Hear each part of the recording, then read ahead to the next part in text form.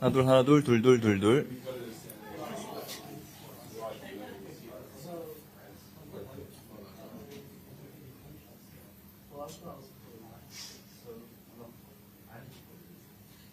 Yeah, it's more that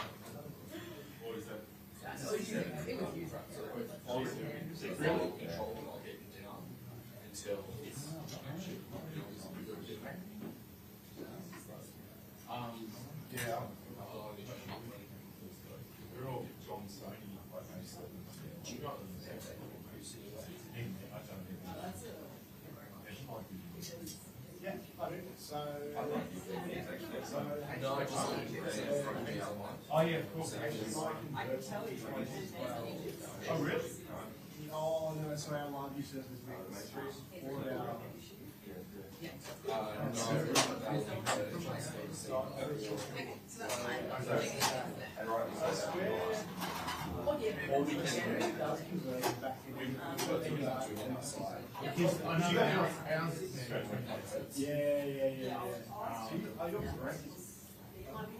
But these are interlopes. Yeah. So it's a bit like watching AFL footy these days when they have the crowd cut away shot, which is it's like the whole Fox footy is not 50 progressive. Right. So we have the change every time we shoot the score up to progressive footy. The whole so 50. Yeah. Wow. That's nice. It's kind of average at the moment. I don't know if it's because of TVs yet, but I don't know. It's possible. It's something that's not quite right about it. Just have to get rid of the tube TV and upgrade. Angus. I think it's like 2, 1, 2, 8. So yeah, just 2 things fold. Yeah, just 2 there exactly. If you go off the list. Or shrink it. Yeah, it's loud. Just lean back and you see. Really carries. I want to grab the journal with that. We'll get colours.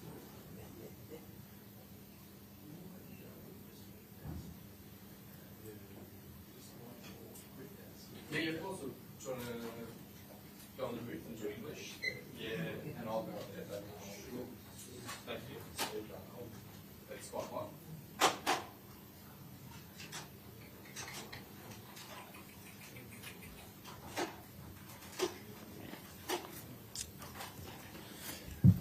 So this is a floor mic. Hello everyone.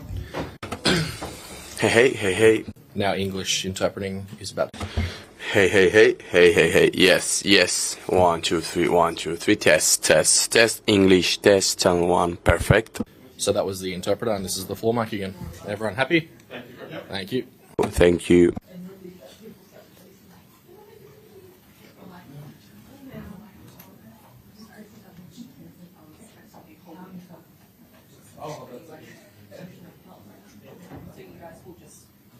It's just one for sure. Just say this and then to dance recording. I don't know. I've actually asked the question, so I can hopefully let you know soon.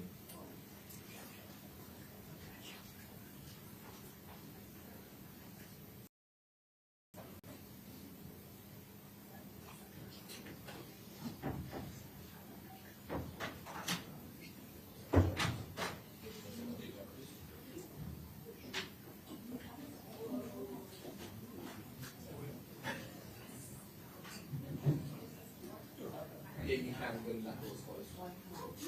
Yes, yes, yes. Lewis will come and give you a hand.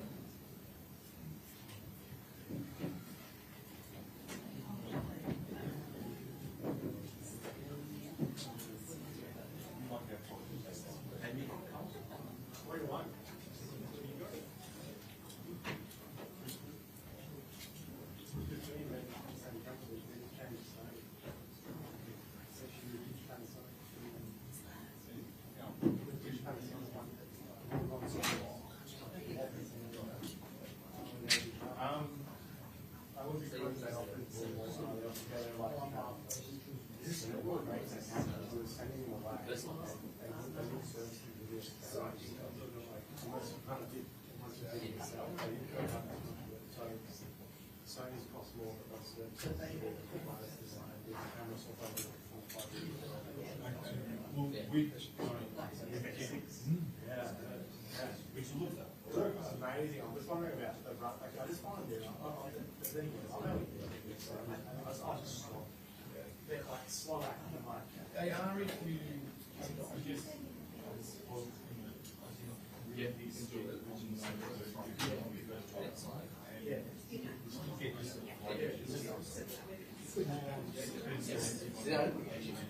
Yeah.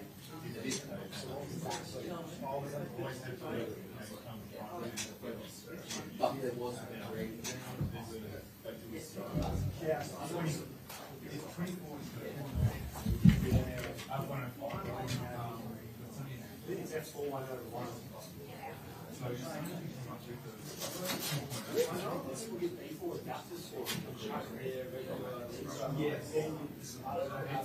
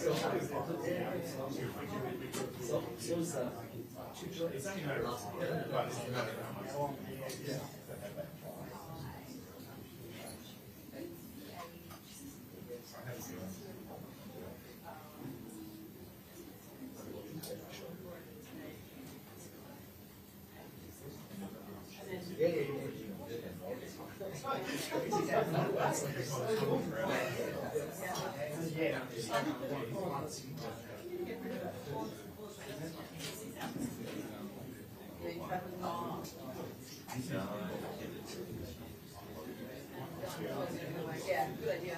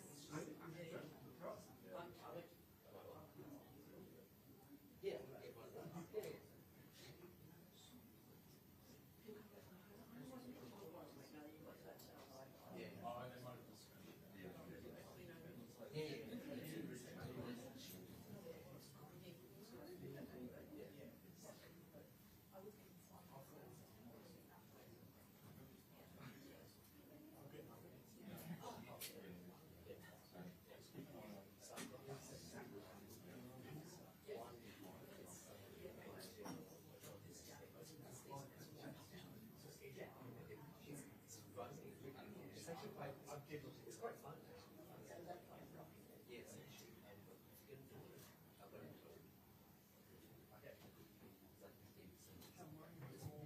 It's pretty fun. I would love it. That's where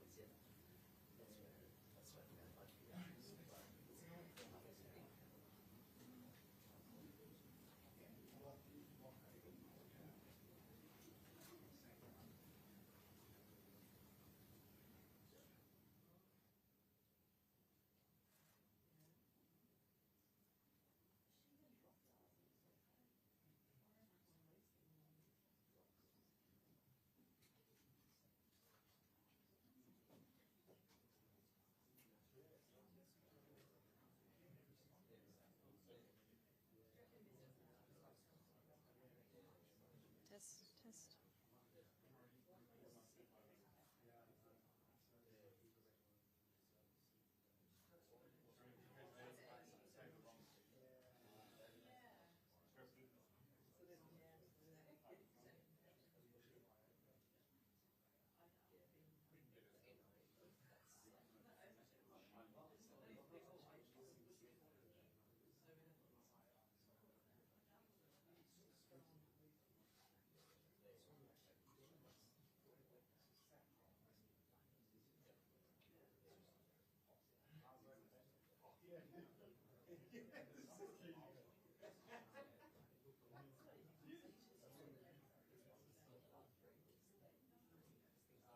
Oh, no,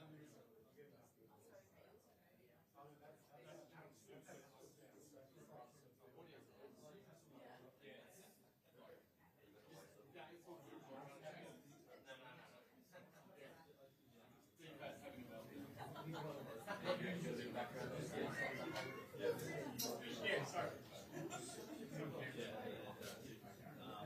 I'm pretty sure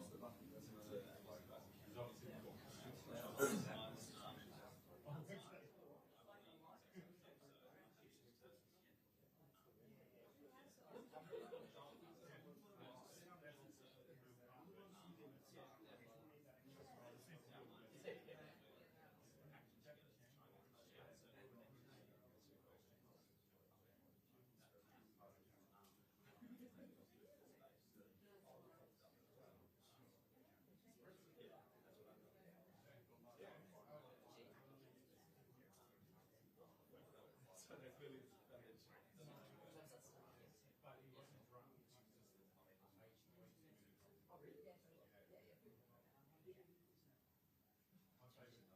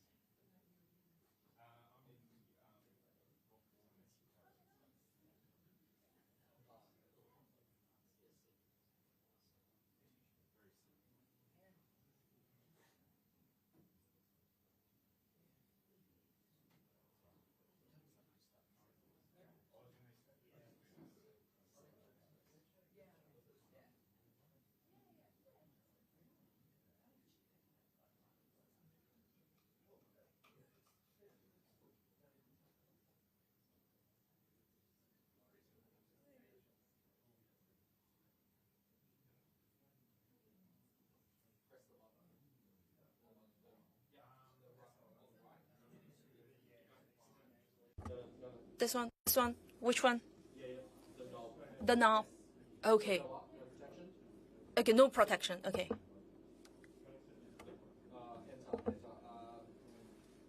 I A, on the A. down, down, Enable. all the way down the bottom. So you got the right there. Yeah. This one. Okay. Okay. This is English channel. English channel. Okay. Can you hear me? Okay.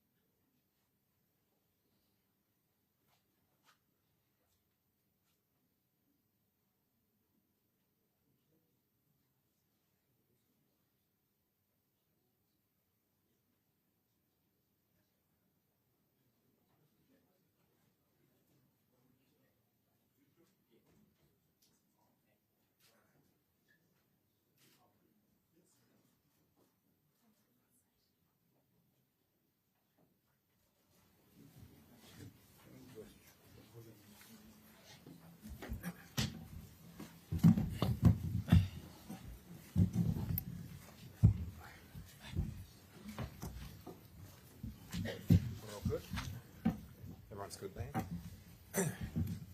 Well, welcome everyone, and today the Minister for Foreign Affairs and I have had the pleasure of being able to welcome Minister Cho and Minister Shin, the Foreign Minister and the Defence Minister of South Korea, to a 2+2 with Australia.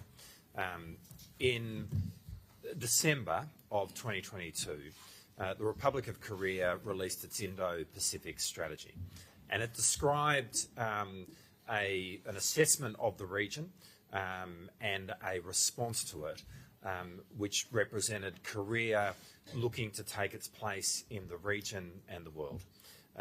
That is remarkably similar to the assessment that we made a few months later in the Defence Strategic Review. And it speaks to the fact that both Korea and Australia have a close strategic alignment and a shared vision about our place in the region and the world. And what was immediately obvious from that moment was the opportunity to take the relationship between our two countries to the next level. And today's 2+2 is very much an expression of that. We are seeing increased engagement between our two countries across the board. We are certainly seeing that in the realm of defence. Last year, Korea had its largest participation in Exercise Talisman Sabre, which is our major bilateral defence exercise. This year, we will see more Korean engagement in Exercise Pitch Black, Exercise Kakadu, Exercise Southern Jackaroo. And we are very appreciative of Korea's participation in those exercises, as we are in the way in which Korea and Australia are working together to uphold the rules-based order within our region and, in fact, within the world. Both countries, as we've discussed today, are playing our part in supporting Ukraine in its resistance of the appalling aggression that is being forced upon it by Russia. We are working very closely together within our region to uphold the global rules-based order here as well, and that's seen in a greater engagement that both of us are doing with the countries of the Pacific and the countries of Southeast Asia. We are particularly aware of the efforts that have been put in place for Korea to build its relationship with Japan, and we see this as a very, very positive step forward in the strategic landscape of the region, and represents a huge opportunity for Australia to engage with both Korea and Japan. Finally, in respect of defence industry, we are seeing a blossoming of the relationship between our two countries in respect of defence industry. Yesterday, Minister Shin and I visited Hanwha's facility in Geelong, which is building for the Australian Army, both the Huntsman and the Redback, which will be very central to our capabilities for the Army, but we're also very hopeful that these platforms represent an opportunity for greater industrial activity there where we can see export to the world. Across the board, this is a relationship which is going to a new place, a place which is much deeper and much closer, and we are very, very grateful for the presence of Minister Cho and Minister Shin in Australia today, and we've really enjoyed the meeting that we've had this morning. Minister Cho. Good afternoon, ladies and gentlemen. As introduced, I am Tae-yul, Minister of Foreign Affairs of the Republic of Korea.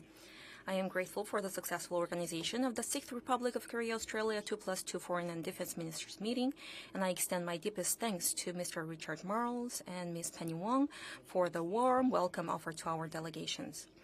It is with great pleasure that I make my first visit as Minister of Foreign Affairs to Australia, our esteemed regional partner, together with Mr. Shin Won-sik, Minister of National Defense. During the first day of our visit on the 29th of April, we paid tribute to the enduring legacy of 17,164 Australian veterans at the Australian National Museum, National Korean War Memorial in Canberra, commemorating their profound sacrifices for peace. The sacrifice of the Australian veterans have laid a solid foundation for the prosperity of our nation. And on behalf of the Korean government and people, I would like to express heartfelt gratitude to the Australian veterans for their unwavering dedication. Today's meeting holds significant importance as it is the first gathering of its kind following the installations of our current government and Korea's announcement of its Indo-Pacific strategy. This occasion is further distinguished by its location in Melbourne, a symbol of our robust cooperation in the defense industry. The ministers of the two countries engaged in substantive discussions aimed at deepening strategic communication and cooperation, reinforcing our shared vision at both regional and global levels. Both parties recognize each other as pivotal partners in the realization of our respective Indo-Pacific strategies and, as like-minded nations, agree to enhance our cooperation at bilateral, minilateral, and multilateral levels. We acknowledge the remarkable progress in our bilateral cooperation with national defense and defense industries, highlighted by the signing of a contract for the delivery of Redback, IFVs, and the participation of the Korean military personnel in exercise Talisman Sabre. And we said that we will be strengthening our cooperation in the future. In the realms of cyber and maritime security, we agree to collaborate in blocking North Korea's access to funding for its illicit nuclear and missile development and to thwart illegal activities such as arms trading between Russia and North Korea. Our Australian counterparts have expressed their steadfast support for enhancing the human rights of North Koreans and for our policies aimed at reunification. Furthermore, we resolve to continue our close collaboration with ASEAN and the Pacific regions, which hold great significance for both our countries. We will also expand our cooperative efforts for comprehensive security in cyber and maritime security, as well as economic security and climate change. I'm confident that today's meeting will mark a significant milestone in strengthening our partnership built on the shared foundations of liberal democracy and mutual trust, and will further our commitment to a rules-based regional and global order. Thank you. Thank you very much. Can I first express my deep appreciation to Minister Cho and Foreign Minister and Defence Minister Shin for their travel to Australia for this sixth Foreign and Defence Ministers 2+2 meeting. We appreciate you coming to Australia, and we have deeply enjoyed the dialogue this morning. This is the first 2+2 for us as ministers, and we recognise that this dialogue is a cornerstone of our comprehensive strategic partnership with Korea. Can I start by appreciating the Minister's acknowledgement of the role that Australia and Australian veterans have played in this bilateral relationship. We thank you for honouring those Australians who have served. It is a testament to the historic strength of our relationship. But more importantly today, what we focus on is the increasing strategic and economic convergence that exists between our two nations. And the focus of our meeting was how we translate that convergence that the Deputy Prime Minister and Foreign Minister Cho have articulated, how we translate that convergence into tangible and practical actions in Southeast Asia, in the Pacific, and more broadly in terms of our cooperation in the Indo-Pacific. We are very interested not only in increasing our cooperation and our engagement in defence industries, but also in increasing our collaboration diplomatically and economically. I make note, as Foreign Minister Cho did, of our collective condemnation of North Korea's continued provocative, destabilising activities, and we will continue to work together to ensure that this risk and threat to our collective security continues to be met in solidarity between our countries and other countries of the world. As you will see from the joint statement when it is released, we discussed a range of other matters, including the Middle East, where we shared our perspectives. I thank, again, my counterpart, the Foreign Minister, for his engagement. We were an early call for him, and we appreciate it. And we appreciate the efforts that the ministers have made in coming to Australia for this very important 2+2. Mr. Shin. 반갑습니다. Good afternoon. I am Shin Won-sik, Minister of National Defense of the Republic of Korea. First of all, I would like to express my deepest appreciation to Mr. Richard Marles, Deputy Prime Minister, and Ms. Penny Wong, Minister of Foreign Affairs, for the warm reception of our delegations. We are eternally grateful for the noble sacrifices made by the 17,000 Australian veterans during the Korean War who fought for freedom and peace in our country. On behalf of our people, thank you. During the ROC Australia Foreign and Defense Ministers meeting, we engaged in extensive discussions on a range of issues concerning the Korean Peninsula, the Indo-Pacific region, and broader global foreign affairs and defense matters. We reaffirmed our commitment to further develop our bilateral future-oriented relationships. Firstly, we agreed to continue enhancing our mutually beneficial partnership in the defense industry. It is with great pleasure that I know that a Korean company was selected in Australia's next-generation infantry fighting vehicle project valued at $250 million USD. This follows the successful collaboration on the self-propelled artillery project in 2021. Yesterday, the Deputy Prime Minister, Mr. Marles, and I visited the construction site of a Korean company in Geelong, where we witnessed firsthand our flourishing bilateral cooperation in the defense industry. This collaboration is set to not only modernize Australia's military capabilities, but also stimulate the local economy and strengthen the strategic solidarity between our two nations. Secondly, we agreed to enhance our joint military training to improve interoperability and foster conditions for regional peace and stability. Last year, a significant contingent of Korean armed forces participated in exercise Talisman Sabre, yielding fruitful outcomes. This year, the Australian military took part in Korea's Freedom Shield exercises as a member of United Nations Command, enhancing its capabilities for joint operations. We are committed to continuing these joint exercises in various forms and further elevating the level of cooperation between our armed forces. Thirdly, recognizing the importance of building trust in our national defense and defense industry partnership, we agreed to expand human exchanges among defense-related organizations. Republic of Korea and Australia, as key strategic partners in the Indo-Pacific region, share profound strategic views and interests. We will build on the achievements of today's meeting and collaborate earnestly for the peace and stability of the Korean Peninsula, Indo-Pacific region, and the international community as a whole. Thank you. Questions? South Korean Minister for National Defense, Shin Won-sik. There's been speculation about countries like South Korea joining the AUKUS defense technology. Did you discuss this today? And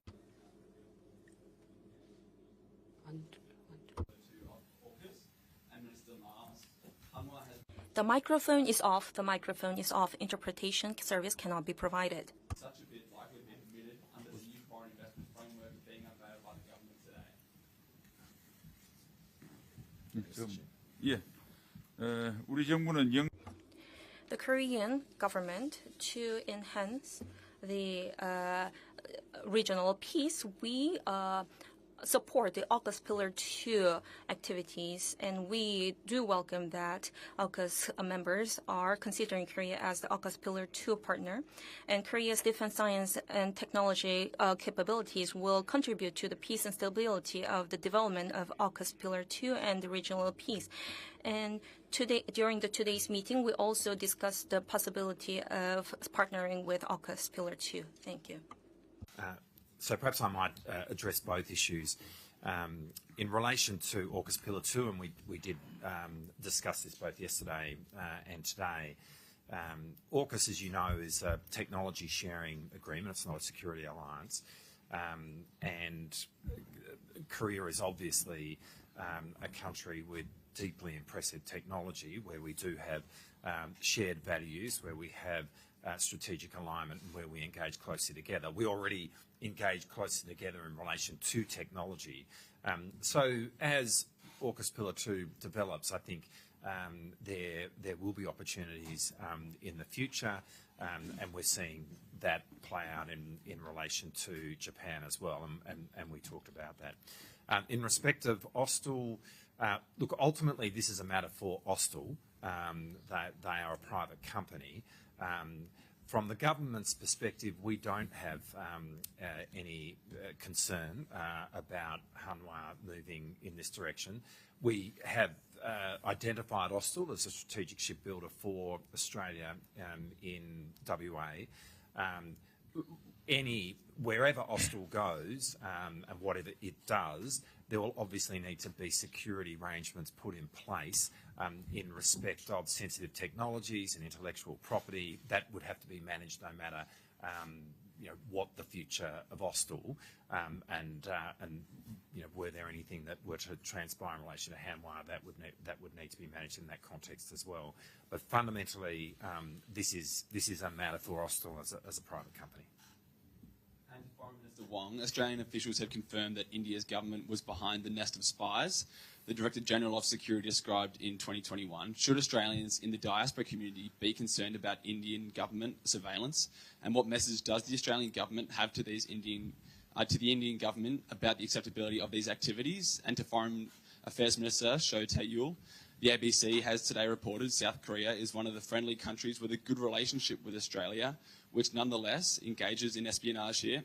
Has there ever been a point of tension between the two countries, or are there clear shared understandings about the operation of intelligence agents in both countries? Well, you would be unsurprised to hear me respond that we don't comment on intelligence matters, but at a level of principle about the democracy, I think you would have heard me and other ministers on many occasions assert the importance of our democratic principles, assert the importance of ensuring that we maintain the resilience of our democracy, including in the face of any suggestion of foreign interference, and we have laws to deal with that, and to continue to say that we deeply value the multicultural fabric of the Australian community. It is a strength, and we welcome people's continued engagement in our democracy.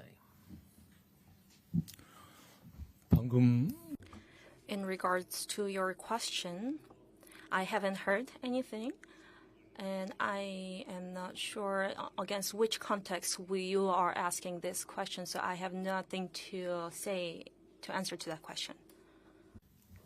Thank you, Minister.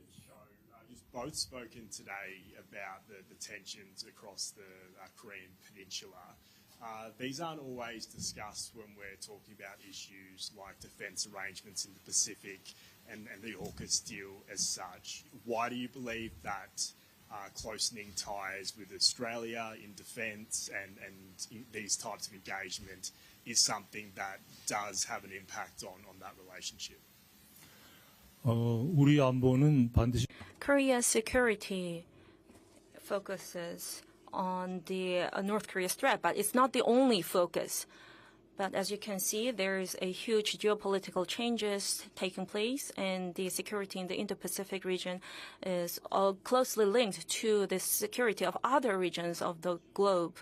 So we live in such a geopolitical era, and Russia and North Korea are cooperating in the Ukraine war. And it shows that the Indo-Pacific region security is closely linked to the security of Europe as well. So the Korea's security is closely linked with Australia's security, and that's the world we live in.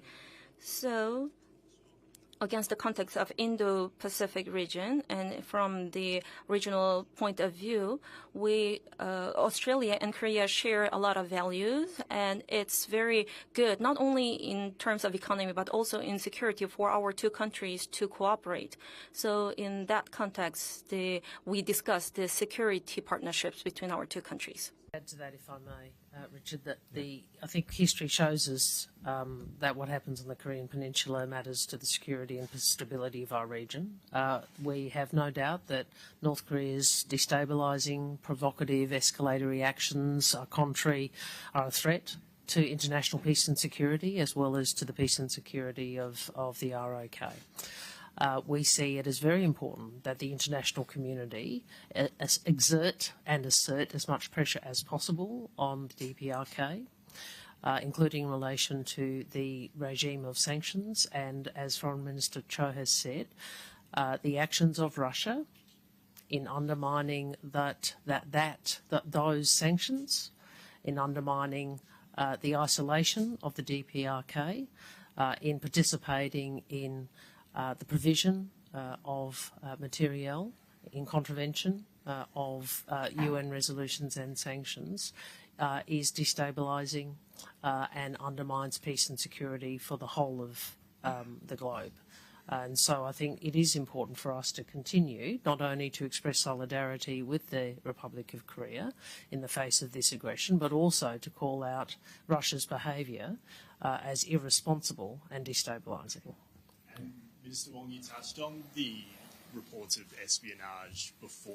No, I was asked about them and I said we don't comment on intelligence Sure, matters. I understand that that's the general principle on these matters. But given Australia's closening ties with India in the situation of the Quad, as a general principle, can I ask you, do you believe Australia would feel empowered enough to be forthright in raising concerns of this nature with the Indian government if they did arise? Well, again, say we don't comment on intelligence matters, but as a matter of general principles, Australia remains consistent to our interests and to our values in all of our engagements. Great. Thank you very much.